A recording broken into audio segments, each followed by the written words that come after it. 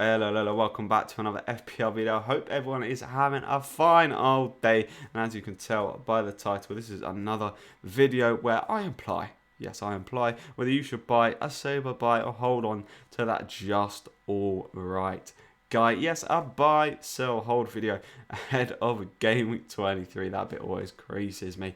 But yeah, we're just going to be having a little ponder at a few players you can potentially buy, sell, or hold for the coming game week. So don't forget to hit that subscribe button for daily FPL content right here on this channel. Hit the like button if you do enjoy the video. Let's get straight on into this one. So first things first, quick explanation as to how this works. Obviously, just skip this bit if you've seen it before. But we've got our two axes here. We've got the vertical one, which is the form of the player going from baller down to stinker. So how well they've been playing. Then we've got the horizontal axis, which is the fixtures, how bad they are to how good, how ace they are. Which means in the top right-hand corner, highlighted here in green, we have our buy sections. So either they're really balling or their fixtures are really ace, or just a combination of the two. And that means in the bottom left, the poor fixture and their stinky form, we have highlighted here in red our sell section. And then the top left and bottom right, we have our hold section highlighted here in blue. So maybe the fixtures are looking alright and their form's not great,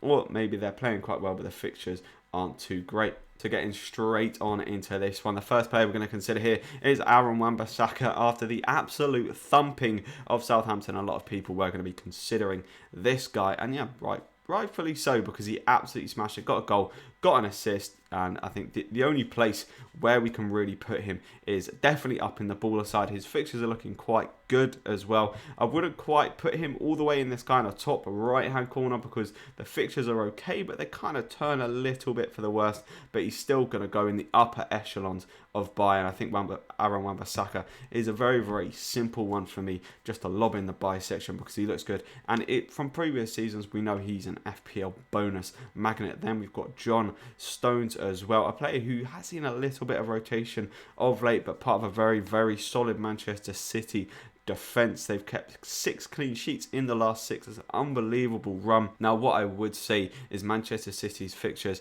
aren't too great. They do, in fact, have a couple of double game weeks coming up, so it may be kind of a little bit better than you first thought. But for now, I'm going to put John Stones in the hold section, maybe creeping on by. I definitely wouldn't be bringing him in if you already have another Manchester City defender, just because their fixtures aren't too great. So just because you know how well they've been playing, the form they've been on, he's going to go more on the balling side than kind of the good fixtures. Maybe a tiny little creep over, but he deserves to be right up here. Then Andy Robertson for Liverpool. I mean, yeah, they've been stinky. They've been stinky of late. They come up against Manchester City next. Really not an easy fixture. Then they've not got particularly easy fixtures after that of late. And I mean, they've not been keeping clean sheets. Robbo has not been getting any kind of attacking returns, which you really would expect for his price. And that loss against Brighton just kind of cements for me that he needs to go down into that sell section. When you've got the likes of Stones and Wan-Bissaka for almost 2 mil cheaper, you can do a lot with 2 mil in this game. So I'm going to lob Robertson right on down. I think, potentially even right down in the bottom left, just because of how bad they've been. Maybe their fixtures aren't quite as bad as that, but, I think with how poor he's been for the price, he deserves to be right down in the bottom left-hand corner. Then we've got Patrick Van Aanholt, a player that's kind of very up and down in FPL seasons, very much always been a differential, especially at the price, 5.4 million.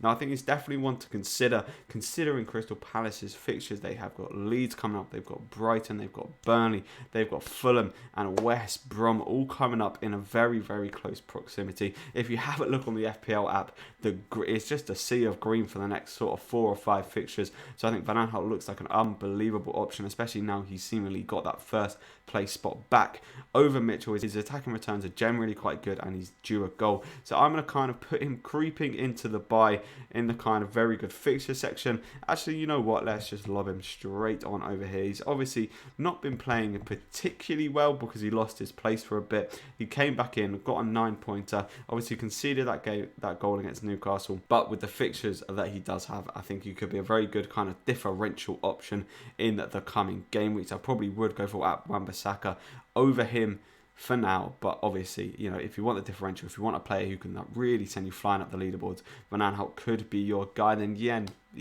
Bednarek, God, you gotta feel bad for the guy. A -7, potentially one of the worst ever scores we have seen in FPL. You gotta feel for the guy who triple captained him, because that would have put you on a -21.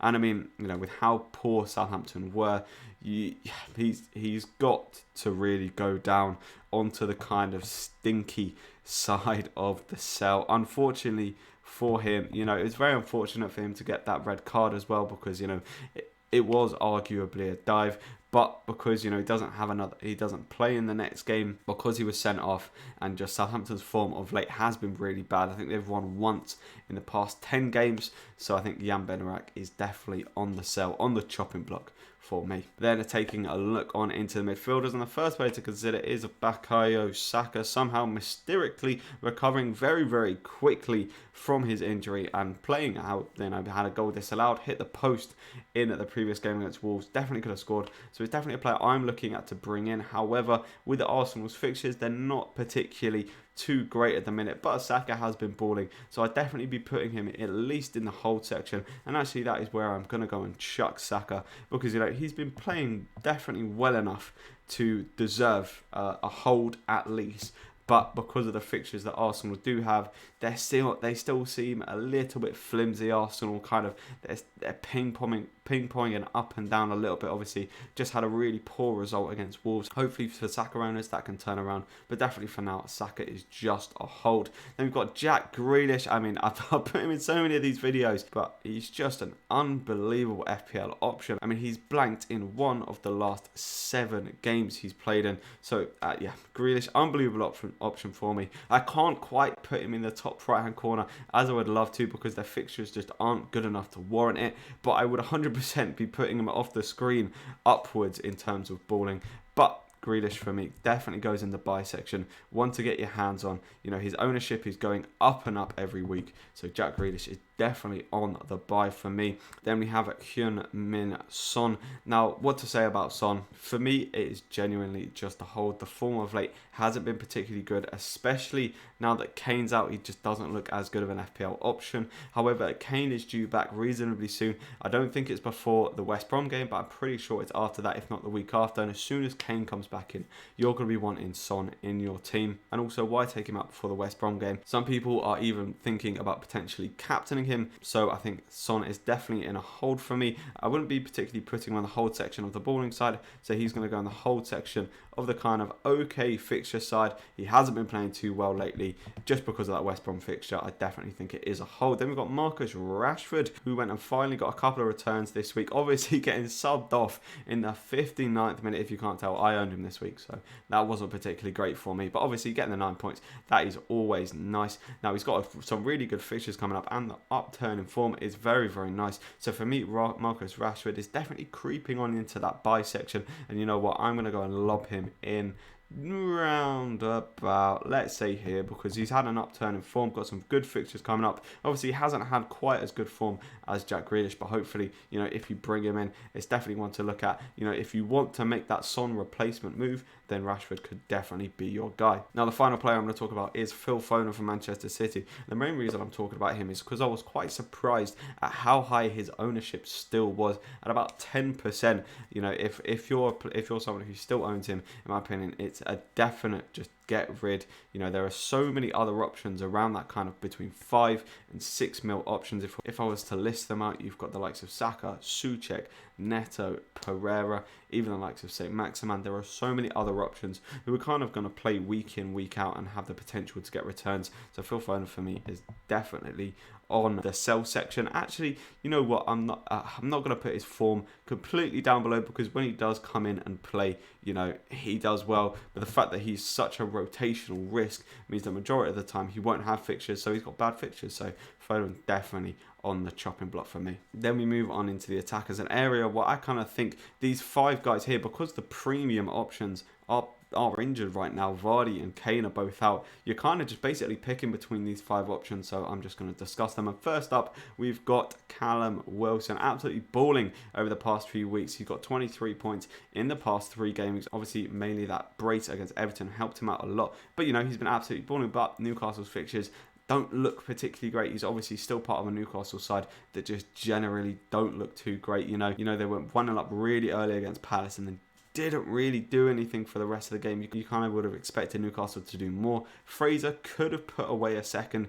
to give Wilson another assist, but it's unfortunate. But Wilson, for me, he's been absolutely balling, so he's definitely at least in the whole section. Probably not quite a buy at the minute, but if you prefer him to one of these other attackers, then definitely go for him. But because he's been balling, we're going to lob him over on into the hold section of balling. Not particularly great fixtures, which is why I wouldn't necessarily be bringing him in.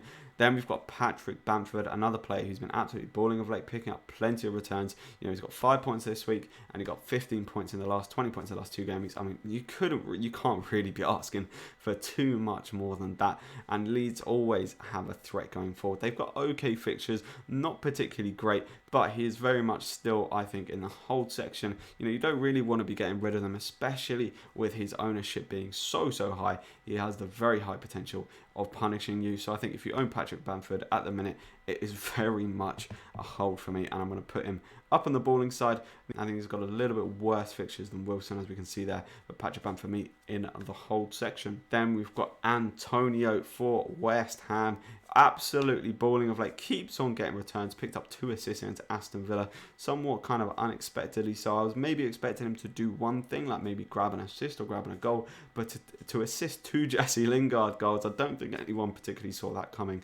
With a couple of fixtures that they've got coming up, I definitely think that Antonio kind of creeps on into that buy section. So what we're going to do is we're going to move him over to the kind of same level of balling as Bamford and Wilson, which I think is very fair because he has been picking up plenty of points. But his fixtures over the next couple of game weeks do look nicer, so if you want not necessarily a differential, because people are definitely starting to pick Antonio up, but a player who's going to score you solid points over the next few weeks, Antonio could well be your guy. Then we've got Ollie Watkins, a player who's been very kind of up and down this season. He never really seems to get on the bonus points unless he hauls, and he's not too consistent either, but I still think he's actually a decent option, and if you own him, I think he'd at least be a hold. And I think with some of the fixtures they've actually got coming up, or some of the potential fixtures that they do have, I actually think he could creep on into the buy section. What I'm going to do is I'm going to place him in between the two, because I think his form's been okay, and the fixtures coming up are actually reasonably decent. And being a part of the Aston Villa side, they look so attacking. So what I'm going to do is I'm going to place Ollie Watkins kind of in between the two, because I think he could be worth a buy, as could all of these other attackers. It's just about picking the best one. It's about picking who you think are the best ones out of these. Then finally we have DCL. He went and scored against Leeds. I mean, he didn't look particularly good in my opinion in that game. He looked very laboured. He had a couple of runs, but he had a really good opportunity towards the end of the game, it was just such a sloppy effort. And Mezier, to be fair to him, made a good save, but it was made a lot easier by the poor effort from DCL. But he did pick up a goal, picked up 9 points, obviously picking up a 3 bonus. It is very nice, and the potential double game week that they could have in 24 against City and Everton is definitely a hold for me. Not particularly on form-wise, which is why he goes into the hold section of having decent fixtures. Basically, for that double game week, I think he's a hold for then, and then most likely he'll definitely be moving on into that sell section. If you have enjoyed this buy, sell, hold video, please don't forget to hit that like button, hit the subscribe button if you're new around here. Don't forget to leave in the comments down below any kind of opinions, any thoughts on players you're thinking of bringing in, and I'll catch you in the next one. See ya.